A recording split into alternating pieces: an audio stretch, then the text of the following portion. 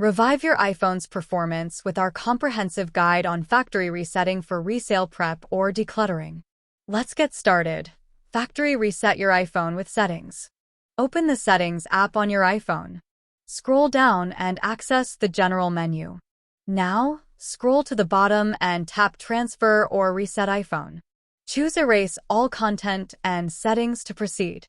Here, tap the Continue option. Now, enter your device passcode and screen time passcode if prompted. Before tapping Erase, make sure you have a recent backup of your iPhone's data. Tap Erase iPhone and you are all set.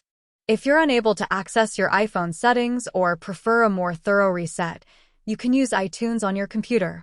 Pair your iPhone to your computer using a USB cable. Hit Trust and verify it by entering your iPhone's password. On your computer, launch iTunes. Now, at the top left corner besides Music, you will see a small phone icon. Click on it. In the Summary tab, click Restore iPhone. A pop-up will appear, asking if you want to back up your iPhone. Choose whether to back up your device or proceed without a backup. Select Restore to confirm your decision. iTunes will download the latest iOS software and restore your iPhone to its factory settings. Once the process is complete, you will have the option to restore your data from a backup or set up your iPhone as new. A factory reset erases all data and settings, while a hard reset resolves minor software issues.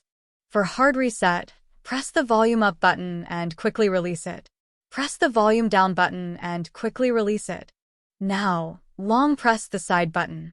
Ignore slider and keep pressing the side button until the Apple logo appears on your iPhone screen.